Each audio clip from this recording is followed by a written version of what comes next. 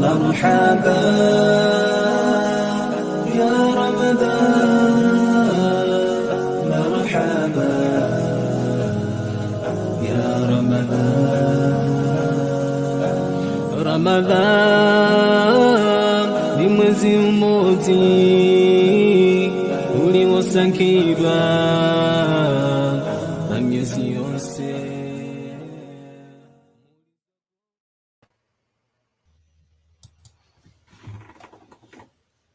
Assalamu alaikum. Alaikum. That was a really nice picture of you in the speaker. When they had you in the beginning. It's my only good picture that I have. I use it everywhere. Why don't you take your hat off and let us see the difference? There's no more hair on the top of my head. No, astaghfirullah. That's because you went to Umrah. Yeah, we should get started with recitation of the Quran. So, given that the theme is compassion, there are two ayat that I wanted to share. So one is أعوذ بالله من الشيطان الرجيم قل يا عبادي الذين أسرفوا على أنفسهم لا تقنطوا من رحمة الله إن الله يغفر الذنوب جميعا إنه هو الغفور الرحيم. Say, O my servants who have transgressed against themselves by sinning, do not despair of the mercy of Allah. Indeed, Allah forgives all sins. Indeed, it is He who is the forgiving, the merciful. And the other one is from Surah Yusuf. قال لا تثريب عليكم اليوم يغفر الله لكم وهو أرحم الراحمين. And this is when Yusuf alayhi salam said to his brothers, there's no blame upon you today. May Allah forgive you. He is the most merciful of the merciful. So I feel like the first thing we should probably do as well is just introduce ourselves. So, I don't know if on the screen he's going to be on my right or my left. What's up? I think we should introduce one another. Like I introduce you and you introduce me. Go for it, man. I'll let you go first. All right. Well, actually, I think we should look back at when you and I first met. Obviously, we met through YM. Yeah. When I was someone made a colossal mistake and I was made in charge of YM Houston. And they made an even bigger blunder and made you in charge of YM Dallas. Yep. And then for some reason we met up. And I remember the interesting thing was that when I met you, I said, okay, YM Dallas and YM Houston are both very, very young. And for those who don't know, YM Young Muslims, actually, I'm pretty sure everyone who's watching probably knows what YM is. Young Muslims is a national youth organization, one of the biggest in the country, that produces, focuses on producing young, conscious Muslims who will be firm in their deen and their convictions, once they basically go through this program, and then you get older and, you can remain firm in the deen. But anyways, so you and I were both in charge of, you were in charge of Dallas, I was in charge of Houston. And one thing that I realized was that you go all over the country and YM is mostly like teenagers, older guys, older high school and young college students. But you and I were put in a situation where we were kind of starting fresh. And most of my guys at the time were like 12 or 13 years old. Yeah. And most of your guys were also 12 or 13 years old.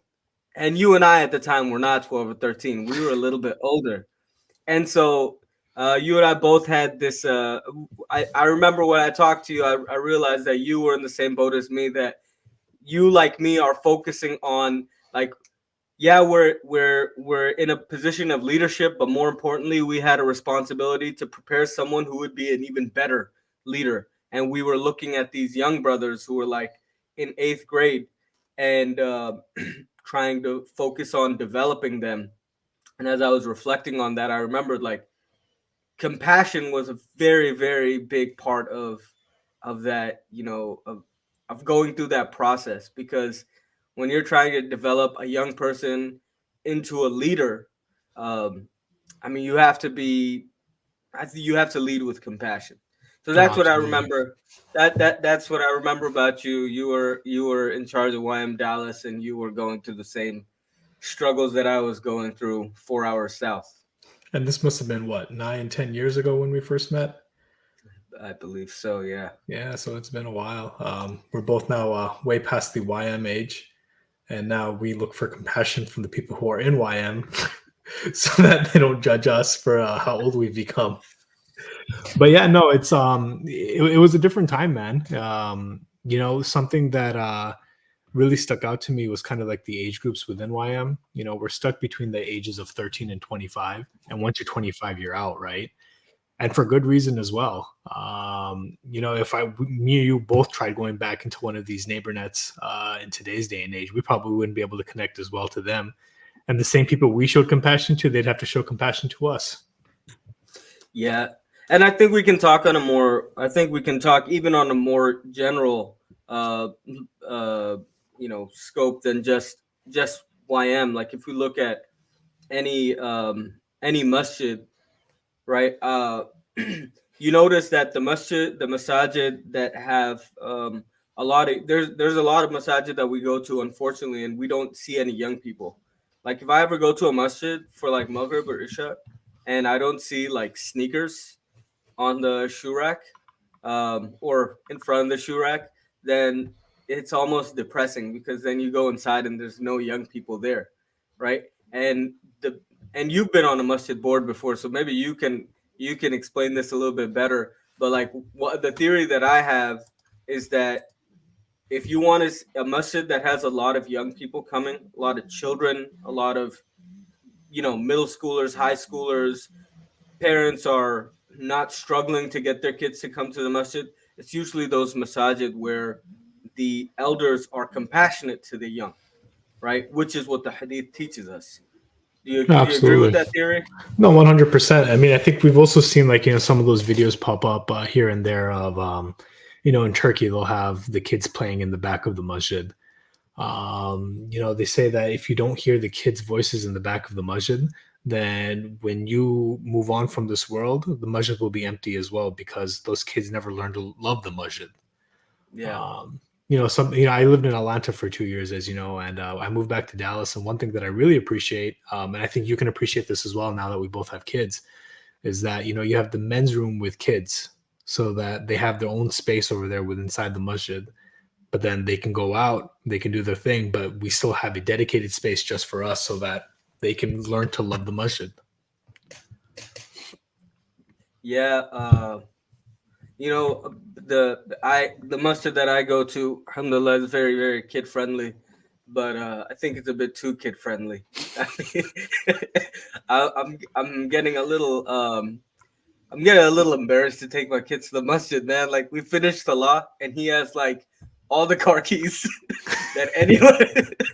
He has people's car keys, glasses, phones, just collecting them and bringing them to me. And people like, I'm like having to basically give everyone's keys back. I don't even know what belongs to who. So the people are very compassionate, but I mean, it's a little embarrassing to me, to me. But I mean, that I didn't even think about it from that perspective, right? I mean, what did you say? Say it again about you said a quote or some sort of If you don't proverb hear in the the. kids playing in the back during Salah, then, when you move on from this world, then the masjid will be empty, just as you didn't hear before. Word, word. That's deep, man. Yeah. So, do you have any tales or experiences of a time when there was a lack of compassion at the masjid or in the Muslim community that you experienced? Hmm. Um, Lack of compassion. There's a few of them that I can think of. Any that you can share? That's the issue that we have. I'll tell Is you it what. past the statute of limitations? Not yet. Not yet. I got 2 more years. I'll tell you what. Let's go ahead and pivot real quick. I'll give you a thought-provoking answer as far as where compassion was not shown. Hold Um, on. Let me just tell you this. Let me tell you this. There's a masjid in Houston. I'm not gonna say the name of it. And there's an uncle there, and I'm not gonna say his name, even though I know his name. When I was 8 years old, this guy, all the kids were running, right? But I was the one who got caught. And this guy, I remember, he said, "What are you doing?" I was like, "I'm playing tag." And we were outside the masjid, and we ran inside the masjid. We continued our game inside the masjid. And this uncle caught me. And I remember, man, he slapped me so hard. I heard buzzing in my ear, bro. It hurt so bad. Wait, was the uncle And playing tag with you guys? nah, Oh, bro. he just caught you. But no, yeah, dude. It was like it's like a police officer, right? When you're driving, everyone's speeding, but you're the one that gets pulled over and gets caught for some reason. Anyways, this uncle slapped me so hard. I've seen this uncle several times. Yeah, he's still alive. I've seen this uncle several times, but I'll tell you this. So many years later, I walk into this masjid. Every time I walk into that masjid, I still remember when that uncle did that. And I don't hold it against him or anything like that. I mean, Ramadan is tough for a lot of people. People getting their feelings, but I remember, like, to this day, I remember that lack of compassion. I'm reminded of that every time I walk into that masjid. And one time I gave a khutbah at that masjid, and I specifically made the topic of the khutbah. This was years ago. I made the topic of the khutbah being nice to the children in the masjid, and I specifically mentioned that, hey, 20 years ago I was slapped in this very masjid. Uh, I was never invited back for some reason. To give a khutbah at that masjid. Bro, I think that uncle like built that masjid. I'm so tempted to say the name of the masjid, but it wouldn't be in the right Yeah. spirit of Ramadan or fasting. No, absolutely. Anyways, Absolutely. sorry, you were saying. I would say let's go ahead and pivot real quick. I know we have a video from Dr. Asif Harani. We'll go ahead and play that real quick, and then we'll come back onto this topic of compassion. I think I got a And good story for you. Dr. Asif is a very, very compassionate man. He was a very compassionate imam, and now he is a resident scholar here in Dallas.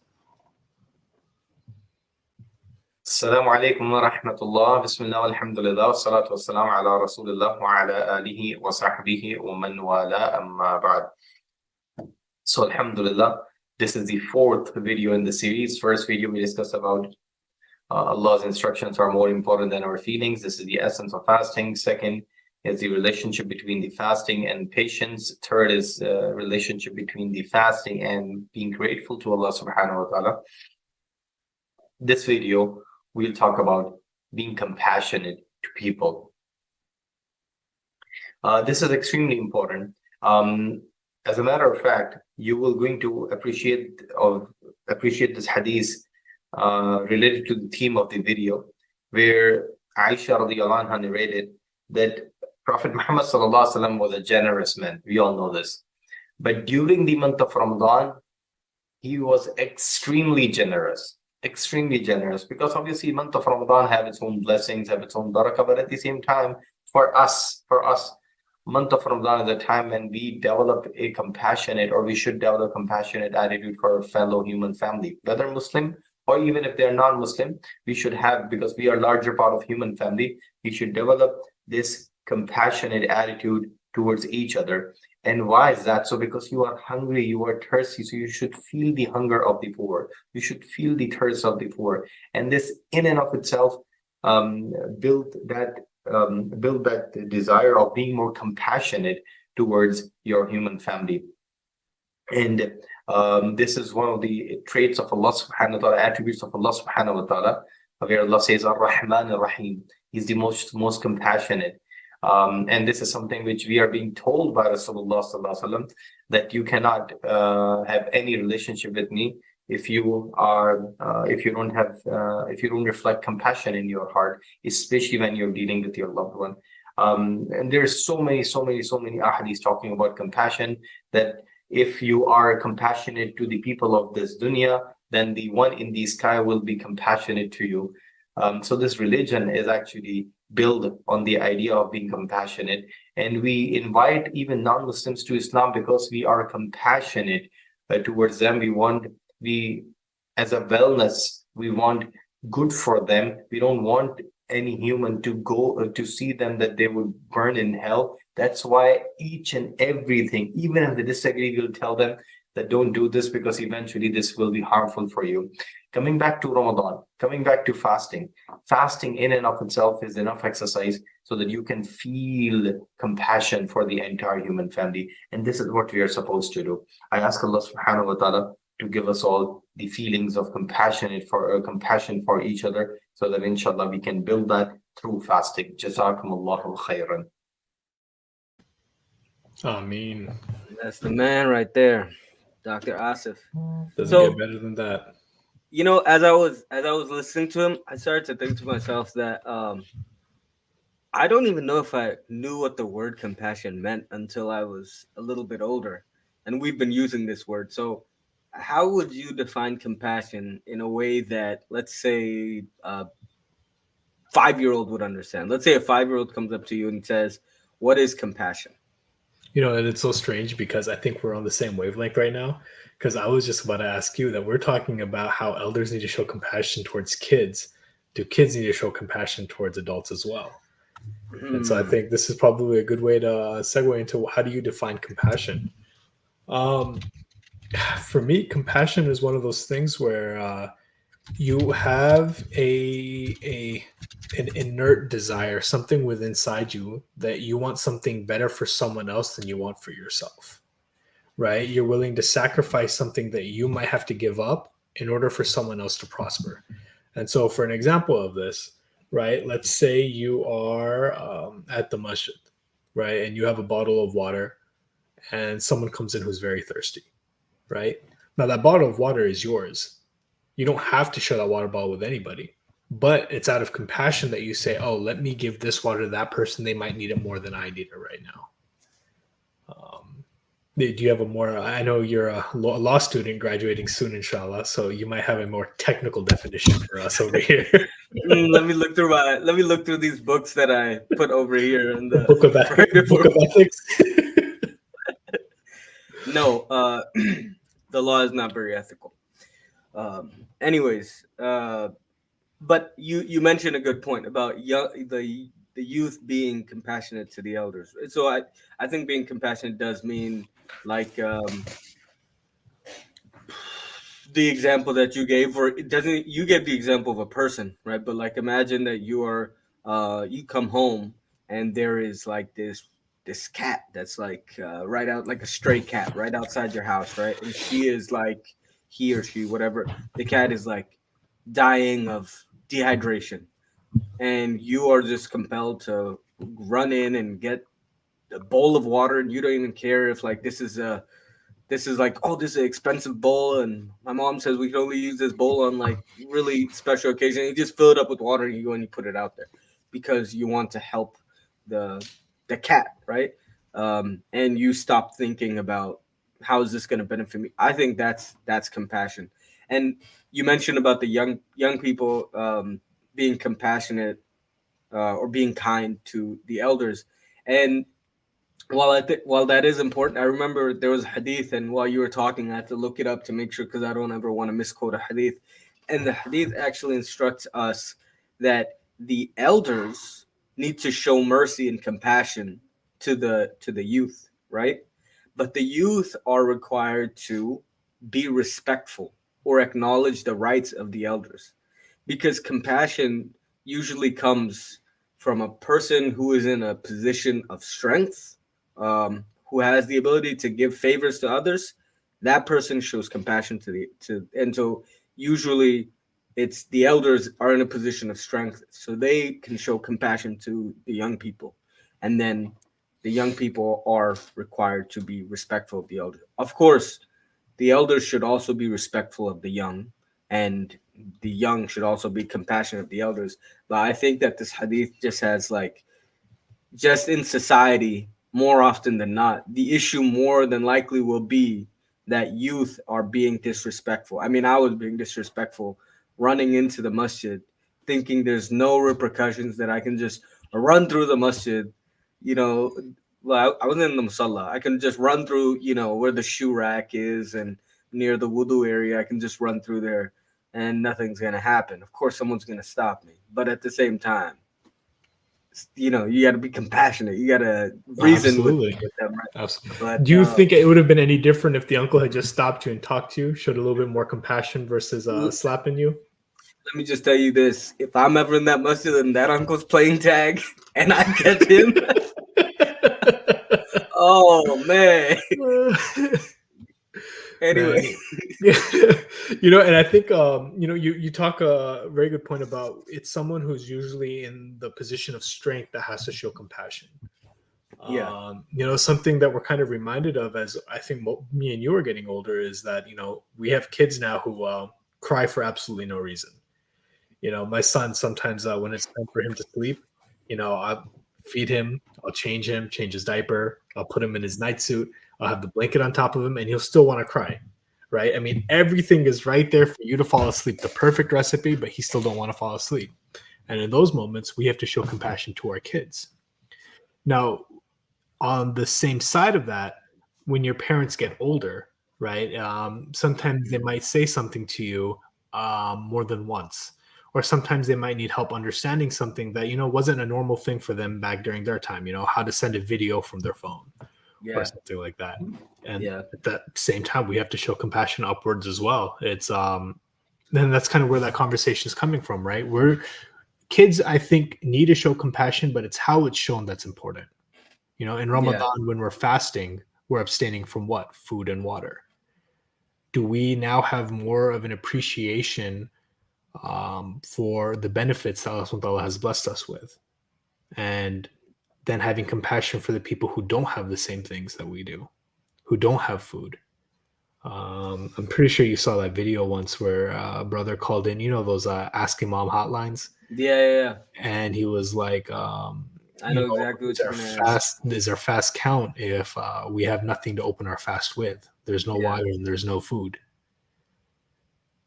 It's in our comments we have a brother who's saying he's hungry as well, and and that this is one of those times where it's good reminders. When you're in that position where you're feeling some type of way, you can focus on I am very hungry right now, right?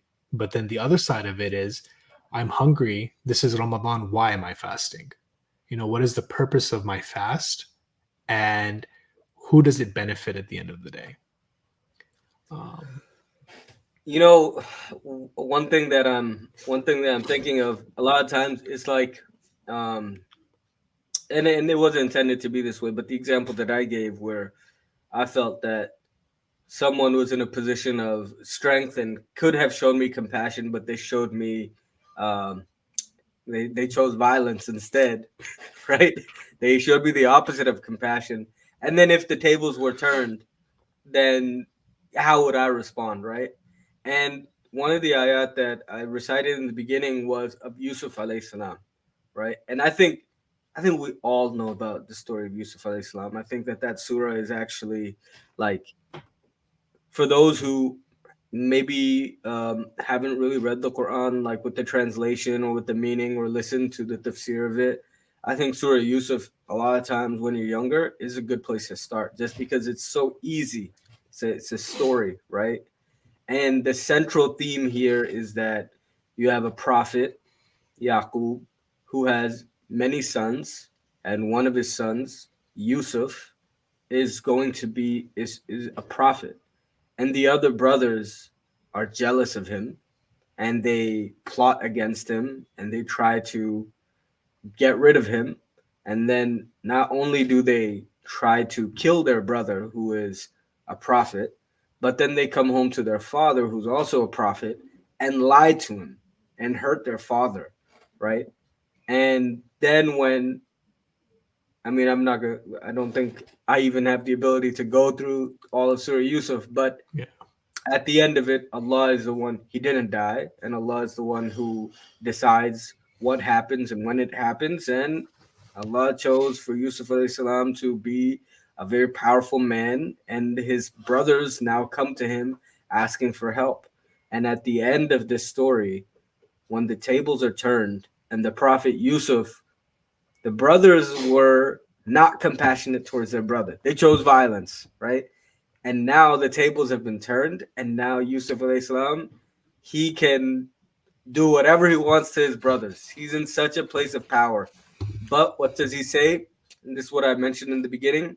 There's no blame on you today. May Allah forgive you because He is Arhamur Rahimin. He is the merciful of.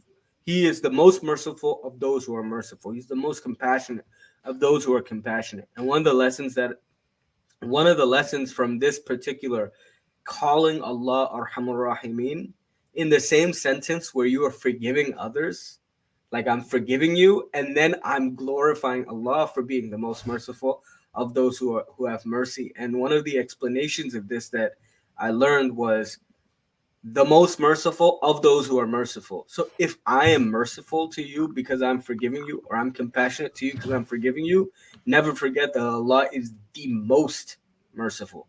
And that if I'm the most compassionate person in the world, I will still be less than a microscopic, I'll be nothing in Hmm. front of the compassion that Allah has. Do you have any lessons from this story, or from Yusuf alayhi salam, or from any other story found in the Quran? Well, so this is another parallel that you're giving, right? So we talked about, showing mercy to the people who are younger than us, than people who are above us, elder than us. And now this is Yusuf alayhi salam who's showing compassion to his siblings, Yeah. right? How many of us have brothers and sisters? How many of us get into fights? I have a brother, and me and him are twins, and so they say that when a kid reaches the age of 2, he goes through his terrible twos, and they called me and my brother the terrible two because we were just always fighting.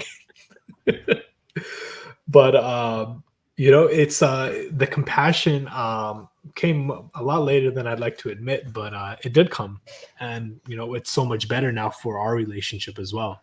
Um, he's a great uncle to my son. He's a great brother to me. So yeah, the siblings aspect is also a super important part of it. Another aspect of it is friends. I think me and you have a story that we can talk about in New York. Maybe get some of the audience members to join in about who was in the right and who was in the wrong. uh, yeah, yeah. I think I guess we can, but we should probably like first, maybe share a few more authentic, maybe some more lessons that we may have taken from the Quran or from the Sunnah. Though I'm very interested in what the audience might think about that particular story as well. Fair enough. Fair Um, enough. What else you have? uh, let's see. Let me go back to my list. Um, oh, you Musa didn't tell alayhi us. salam. You didn't What's tell it? us a. Yeah, you didn't tell us a story of. Oh no, go ahead. Go ahead. I No, go ahead. gave What were the. you asking? I was gonna say that I asked you before the break if you had ever experienced a lack of compassion in the Muslim community, like in the masjid or something like that, and then you said you were gonna think about it. Yeah, man. There's a lot. There's a lot that I probably shouldn't be saying live, just because I still go to that local masjid, and if anyone's watching from there, they'll know exactly that I'm talking about them. Um, You'll be fine. I You'll be think fine. something else that I could probably share is when compassion was shown, and that's actually recently. This was last week. I was at the masjid and I had taken Luqman, my son, with me. And the second Maghrib Salah started, he spit out his pacifier and he just started crying. And I'm talking like top of his lung crying, not stopping whatsoever. I'm in the room in the back by myself. And our local sheikh, he came into the room and he prayed beside me as well, Sheikh Mubin. And so I was like, oh man, like if I got a baby crying over here and now I have other people in this room who have to hear him crying, and it's just going to be so tough. We go through Salah and it felt like the longest Salah of my life. Finally, Salah came to an end. And the first thing Sheikh Mubin did was he just kind of picked up Luqman and tried soothing him and said, "Hey, it's okay, man. Don't worry about it." And I was like, man, that was completely different than what I was expecting. And then I went into the shoe rack area. I had to get my shoes, and I was holding Luqman. And all these uncles that I grew up with who saw me when I was a kid, they're like, Fraz, was that your kid crying? It's okay. It's okay. It happens. Hamara Sat, with us, it also happened. And I'm like, oh, that's what's up. Like, we're on the same wavelength. I can appreciate that. And it felt very nice to know that I don't have to fear coming back to the masjid and worry about someone saying, oh, why are you bringing your kid again to the masjid? Or he's going to scream and cry again. To the younger audience, I think that we should also make clear that even though we have kids now, I mean, we're still young, right? Like, Yeah, we're, yeah. we're still relatable. I mean, We still have the young lingo, bet. What are some other words that we can use? slap. That iftar was slap, bro. Yeah. It doesn't make sense to me, but I'll use it. I got nothing else. I'm gonna be honest with you. No. I'll need some time. I'll maybe near the end. I'll share a few. Maybe we should make that a permanent segment in the podcast. Young people's lingo, right? And like the top 5 words. Like if we could go 5 minutes of just speaking in young lingo and not the way we speak regularly, I think we could be accomplished. We have a few people who are not appreciating this in the comments. I'm not sure if you can see this. that's what one of my imams, he always says whenever he's leading a meeting, whenever there's a proposal for like a change or some sort of proposal for the program, he says, "Do we have any violent objections?" So I think the bruh and the all caps no, I think that is a violent objection. But I mean, but maybe what's today's episode about? Today's episode is about compassion. Is it not? Man.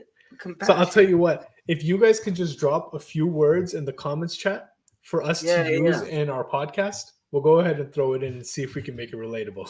Because I can use some words, but they haven't been relevant in like at least 10 years. Yeah, like who says swag anymore? Yeah, not me. I mean, no, swag actually means something else now. It means like a company or an organization's free merchandise. Anyways, and I think that's for an older audience, and this is MCNAYMJ. So, anyways, did you have any more stories from maybe any of the prophets or any of the from the Quran or the Sunnah? Where the example of compassion it's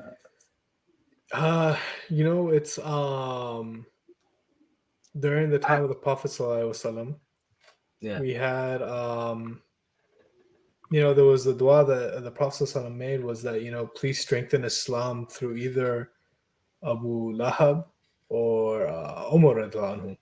I think it was Abu Jahl, I think. Abu Jahl, I'm sorry, Abu Jahl, my bad. Please strengthen Islam through either one of them. And I mean, these were people who were, dead set on taking the Prophet ﷺ out, like, just removing him from that society.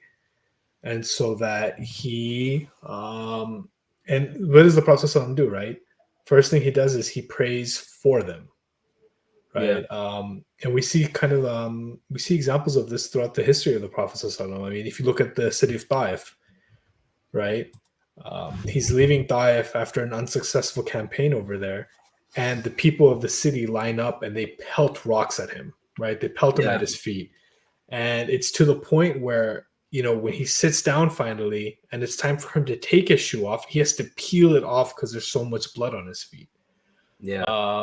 The companion that was with him, Zayd, he was like, the Prophet ﷺ, let me stand in front of you and protect you. The Prophet ﷺ said no, because they won't kill me. They're trying to hurt me, but they will kill you if you get in front. So he took the brunt of all of that.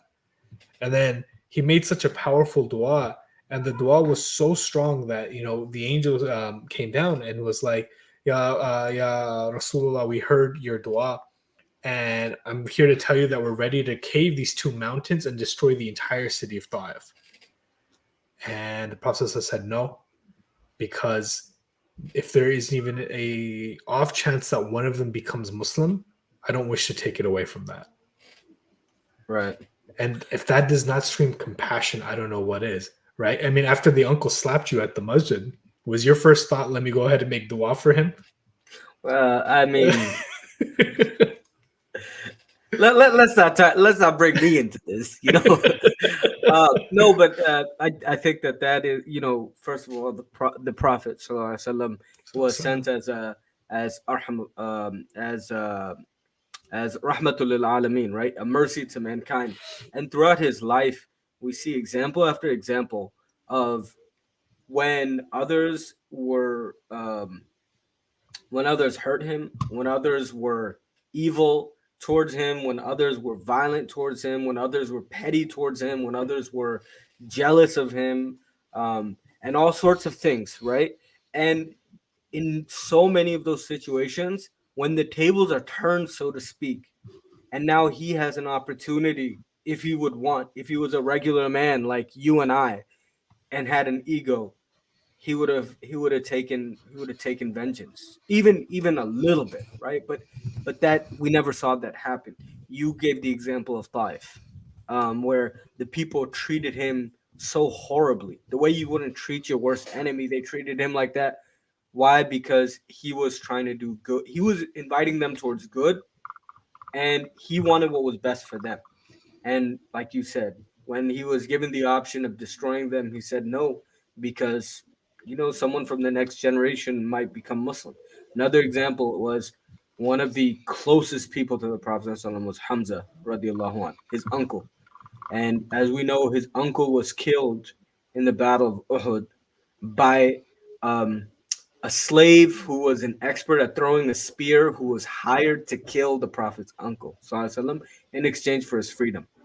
And when that guy got his freedom and he was freed and he came to the Prophet ﷺ to accept Islam, the Prophet ﷺ forgave him, even though losing his uncle Hamza, even though that was his uncle, that was like his brother, they were close in age. And to just not even think twice and forgive the guy who caused you so much pain. I mean, he could have done anything to him, right? I mean, he could have even made it clear to him that I don't like you, right? Yeah. But that wasn't the Prophet ﷺ.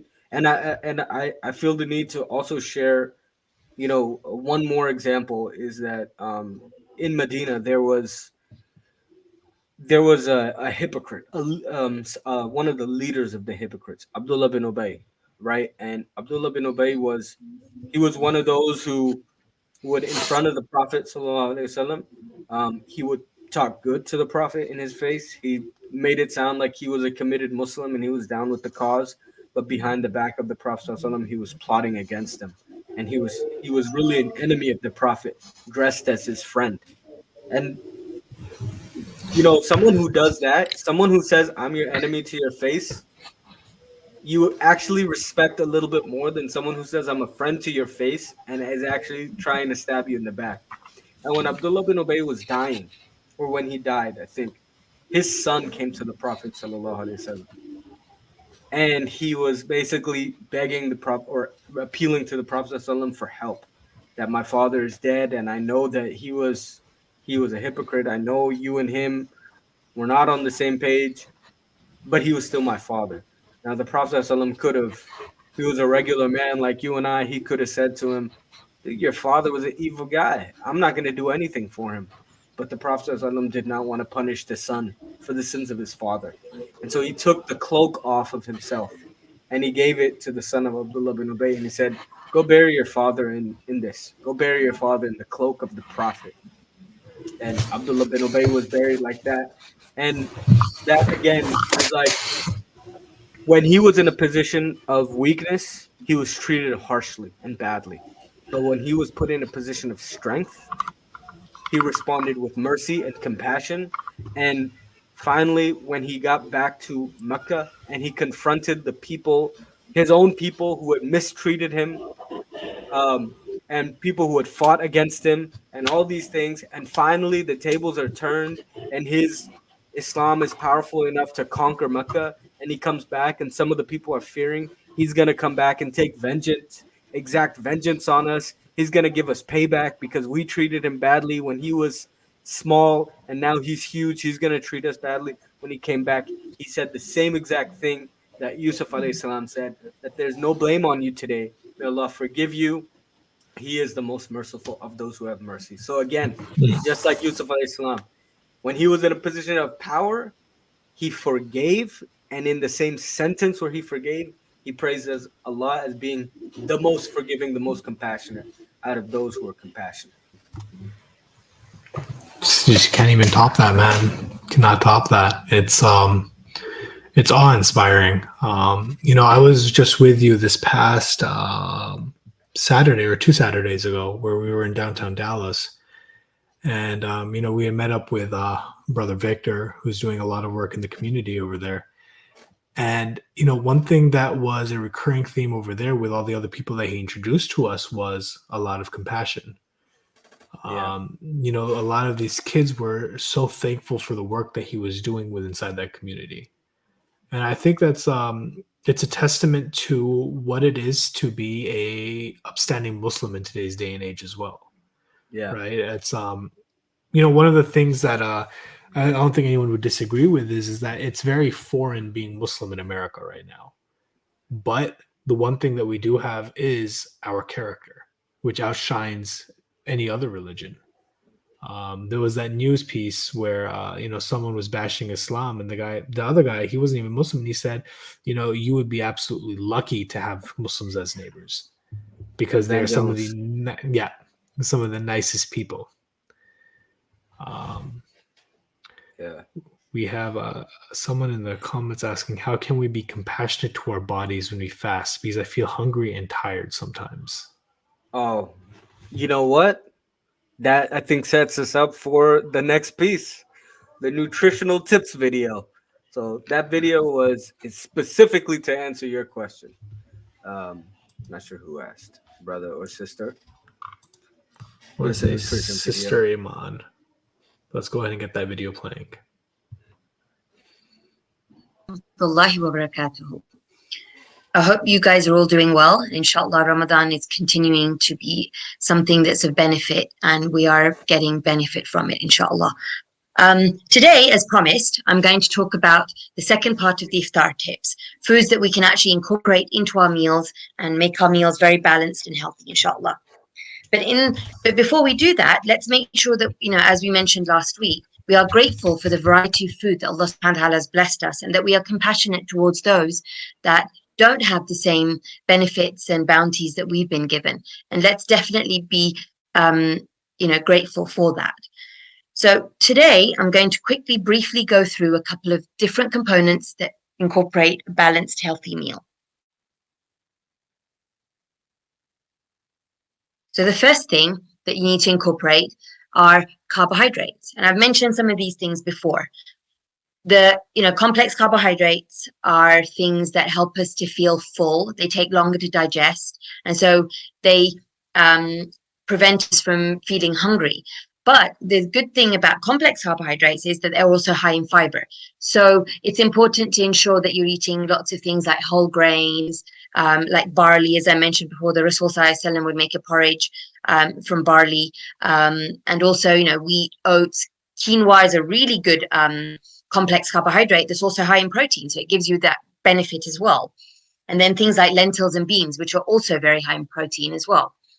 And you're getting the benefit of both carbohydrates and protein, and you're also getting the fiber. The thing about complex carbohydrates is that they're high in fiber, so incorporating those is what makes you feel full longer.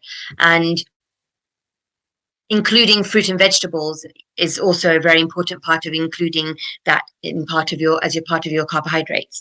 And fruit and vegetables also provide a lot of other benefits, such as vitamins and minerals and things like that. And now, when you're incorporating complex carbohydrates, whole grains and things like that, preventing yourself from having stomach issues and things like that. But when you do have issues such as gas issues or stomach aches and things like that, a good thing to add is things like probiotics, good bacteria. You can get that from yogurt, anything that's fermented, like the fermented type of yogurt drinks that you can get, the dor, the fermented yogurt drinks that exist with the mint and things like that. Mint is also very good for digestion as well. And also actually adding something like apple cider vinegar. Apple cider vinegar is actually an antibacterial, an antifungal. It has an antifungal property. So if you mix it with a little bit of water, dilute it down because it's too strong to have on its own, unless you're really brave and you can do that, but having a very small amount. But diluting it down and drinking it with some water is a very good idea for anything, where you have stomach issues. Now, the thing that you definitely need to avoid is simple carbohydrates, things like white bread, white rice, fruit juice, especially when you're breaking fast. Fruit juice will just give you quick absorption of sugar, but then you'll feel hungry because it's absorbed quickly, used, and then that's it. So you feel hungry again. So it's very important to incorporate complex carbohydrates and avoiding simple carbohydrates. Now, here I'm just talking about it very generally. I'm not talking about any specific diets like the keto diet or the paleo diet or anything like that. I'm just giving very general advice here in terms of what we can eat. So, for example, when we're breaking our fast, though, foods like dates, figs, dried fruits do contain simple carbohydrates and that's what's important, as I mentioned last week, that it allows our body to get the energy it needs immediately. But then they also contain complex carbohydrates. Like I mentioned, dates contain something like a fiber called D-glucan, which is a very fiber that allows the body to get the sugar from the dates, and it's released slowly into the bloodstream. So it keeps your blood sugar levels level. Another good thing to incorporate, which I'm sure all of you know, is protein. Protein is extremely important. When we're fasting, that's the time when our bodies are repairing because we're not eating. I think I mentioned this before. We're giving our gut a break. We're giving our bodies a break. And so what happens in that process is that the body gets time to repair and fix itself. So incorporating protein into your suhoor meal and also your iftar meal allows your body to get the protein it needs to repair the body at the point where we're not eating. And usually that happens when we're not fasting. That usually happens at night. Our bodies are repairing when we're sleeping, but we need the resources. Our body needs the resources to do that. So to make sure that you're getting plenty of protein in your meals, you need to make sure you're about a quarter of your plate is full of proteins. Now, what's a good thing to incorporate is lean proteins. So things such as chicken, fish, eggs. You can also include milk. Milk contains protein. But going for low-fat milks is better because you're getting less fat in it.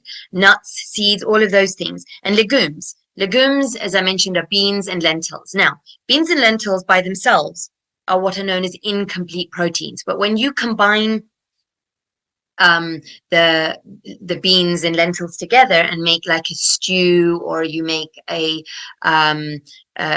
like a chili, or even like things like halim in the Pakistani culture, or anything that you're incorporating a bunch of lentils and beans, you get what is known as a complete protein because you're adding different lentils which contain different proteins. When you're putting them together, you get a complete protein. So that's something very, very useful to remember and do. And incorporating that into soups as well. Like ades usually is made with lentils, but if you want to add some other lentils to it as well, then that allows you to get a complete protein. And as I mentioned, vegetables are what is known as free foods. Add them to your food, your meal as much as possible because you're getting all the vitamins and minerals. Vegetables and fruit contain what are known as phytochemicals. And basically anything that's brightly colored, a fruit or a vegetable, contains those particular beneficial chemicals. And phytochemicals actually help resist bacteria, fungus, and viruses and infections in our body. So they're extremely important. And you find them in things like berries, carrots, spinach, anything that's brightly covered, red peppers, all of those things. And they also contain something called flavonoids, which again have antiviral, anti-inflammatory properties. And anti-inflammatory basically is what allows the body not to have inflammation, right? So incorporating things that are brightly colored vegetables, such as red peppers, things like that, they prevent inflammation in, parts of our body, such as the joints and things. So, things like arthritis are related to inflammation in the body. So when we're ensuring that we're eating these types of foods with flavonoids and phytochemicals, we're preventing our body from having inflammation and preventing, damage that happens because of inflammation to our bodies. And antioxidants that are contained in these fruit and vegetables prevent the cells from being damaged. So what it prevents our good cells from being damaged, and protein therefore allows the repairing of any damaged cells. So it's extremely important to add vegetables and fruit wherever possible, but including vegetables in each meal, about half your plate is extremely important. They're free foods because they are very low in calories and they provide a lot of fiber and water. And as I mentioned last week, they're extremely good for hydration as well. And they definitely help with digestion because of the fiber.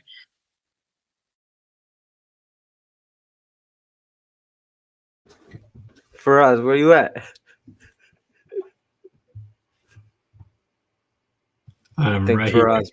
Oh, okay. Okay. So what was the question that led to the video? How can we be compassionate to our bodies when we fast? Because I feel hungry and tired sometimes. I feel hungry and tired right now. For us, I'm on the same thing. But one thing that I recently started incorporating into my day to day is I take a pack of electrolytes in the morning. So I just mix it into a big bottle of water. I drink that up, and it helps me retain that where I don't feel dehydrated throughout the day. We have another question. What's up?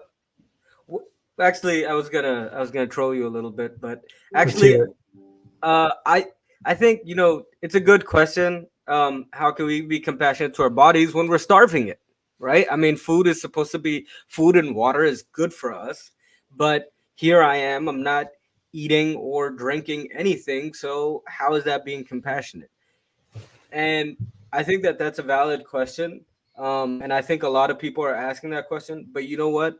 The way that I look at it is like this: that Allah says, "Ya ayyuhalladhina amanu kutiba alaykum as-siyamu kama kutiba ala alladhina min qablikum la'allakum tattaqun." That, oh, you believe, fasting was prescribed upon you as it was prescribed upon the Muslim nations that came before you, so that you may be increased in taqwa, in your consciousness of Allah.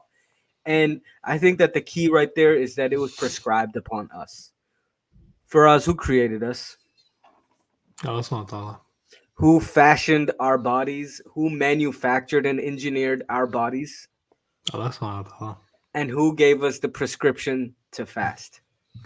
Let's leave this for the comments. What do you guys think? Allah did, right? And if our bodies are like, I had a friend who was interested in becoming Muslim, and he tried fasting and he couldn't fast. Like, he said, I tried 2 days, I couldn't make it past noon, and I felt bad for him. But then he said, it's not for me, and I said, don't say that. Don't say it's not for you, because this is a prescription from your creator, right? If your body is not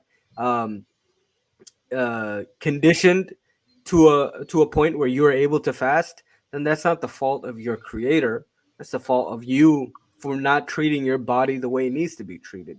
So yeah, fasting is difficult, but I mean, the things that are difficult, the things that actually have a good payoff are things that are difficult, and we're only doing it because Allah told us to.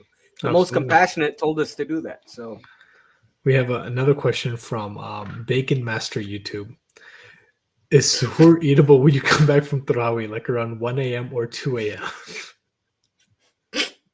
I think he's talking about halal beef bacon. The ones you got like Jimmy's Burger. Or turkey bacon. There you go. There you go. From Turkey. Is suhoor eatable? I think it depends on what you're eating. Yeah, and there is a benefit of doing suhoor early, because oftentimes it's easy for us to miss. He's made a clarification. Yeah, not the haram one. Okay. But we the benefit of eating suhoor right before Fajr is that you're guaranteed to make Fajr Salah as well. And that's probably what I mean. There's nothing wrong with eating at 1 a.m. or 2 a.m. But still make it a practice to open you to wake up, even if it's 15 minutes before Fajr Adhan. have some water, eat some dates. Dates. I know that there's been times where I've woken up where there's like 3 minutes left. I'll just eat like 3-4 dates, drink a bottle of water, and I'm good for the day. And I think that the biggest reason why, yeah, you can eat suhoor anytime you want, but at the end of the day, we eat at that time because that's the sunnah. That's when our Prophet sallallahu alaihi wasallam did it. That's why we do it. Yeah. I think we got one more question that we'll answer, and then we have a what is it? We have a talent show to show. A small sheet that was put together by one of our MCNA Did you attendees. wanna? Did you Yes. wanna? What's up? Why does okay, Bacon Master? That now you're asking questions that I don't know if we can answer. And then were there any other? Well, there is the how can we practice compassion with friends and family when we are fasting? We don't have much time to go over this. So Faraz, I'll let you answer this. The way that I look at it is that when you're hungry, there's a phrase "hangry," right? You can get very angry when you don't have any food inside of you. But Ramadan is one of those months where compassion is so important. It's one of those things where we kind of really have to look deep down. Why is it that we're fasting? Because it's prescribed upon us. This is an act of worship. And another act of worship is salah. Now, when you're praying salah, you're not going to look to the person to your right and scream at them, right? You're very focused on that act, that specific act at that time. And that's essentially what fasting is as well. You are in a form of worship to Allah subhanahu wa ta'ala. And when you have that, then why would you want to get angry to people around you, as long as you keep that at the forefront of your mind? And I didn't want to answer that question out of fear of hypocrisy. I don't know if there's any more. By the way, I saw Bacon Master YT's YouTube channel. Looks like he's on the come up. So, Subscribe, follow, smash that subscribe button. smash that subscribe button. Okay. Any I think we have one last thing we want to show a video of a MCNA student. I think it's it's a good video that we're gonna watch. But before that, Faraz, any parting words or advice?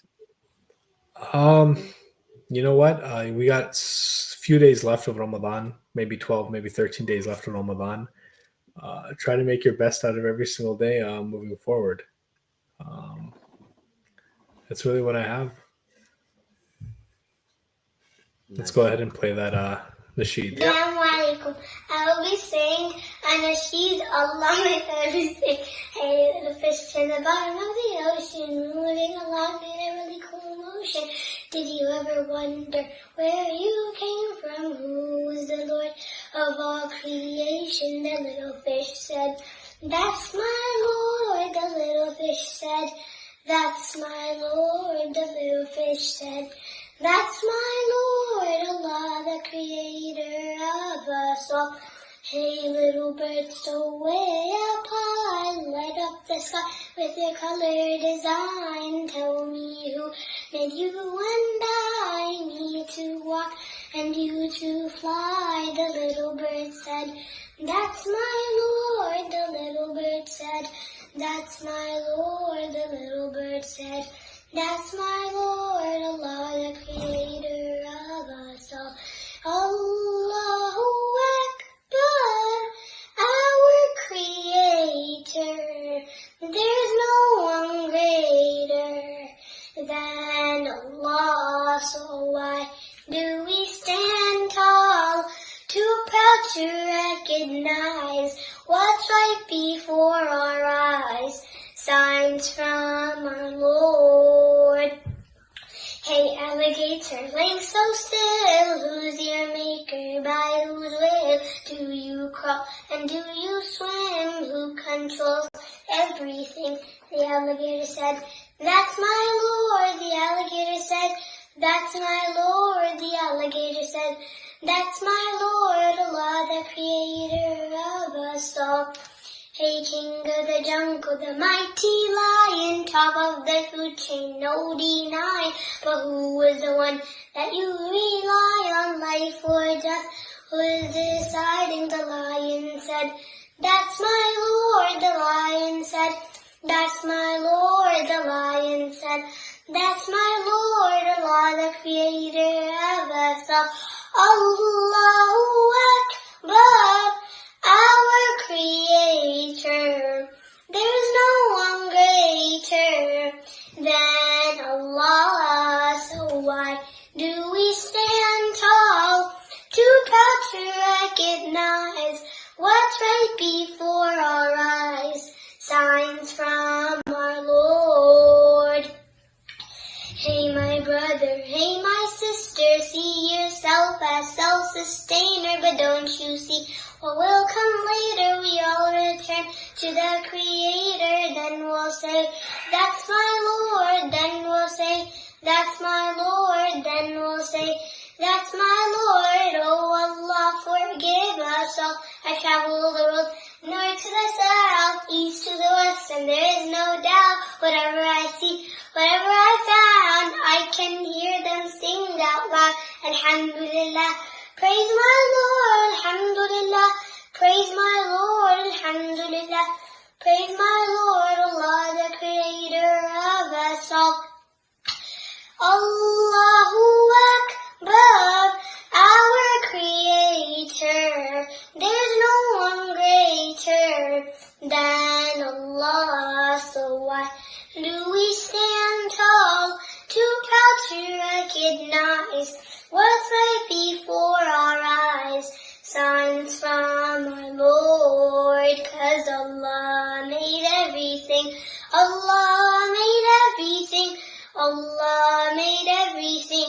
You and I. Allah made everything. Allah made everything. Allah made everything. The earth and the blue sky. But do we remember Him? Thank Him for everything. Surrender to only Him with all our lives. Allah made everything. Allah made everything. Allah made everything.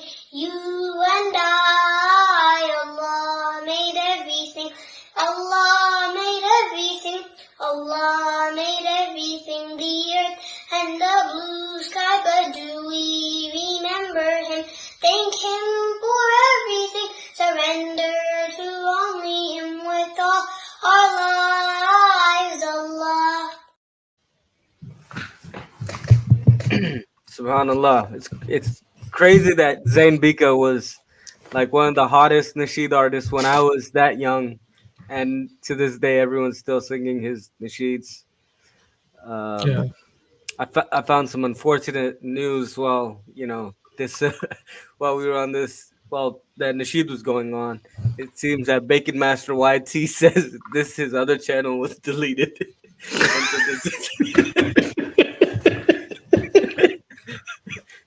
But mashallah, the brother's putting in work. He has 44,000 views, so smash that subscribe. Anyways, uh, I guess thank you to everyone for tuning in. If I said anything that offended you or hurt you or that was incorrect, I ask Allah for forgiveness. And anything that I said that was good, it was from the guidance of Allah. For us, I share the exact same sentiment. I think we should go ahead. I know that they have a flyer that they want to show for next Sunday's podcast, which is on mindfulness. We do have, there you go. So we do have another session next week, inshallah. So please go ahead and attend. And Musa, do you want to close us off with a dua? سبحانك اللهم وبحمدك ونشهد أن لا إله إلا أنت أستغفرك وأتوب إليك. السلام عليكم. Assalamu alaikum.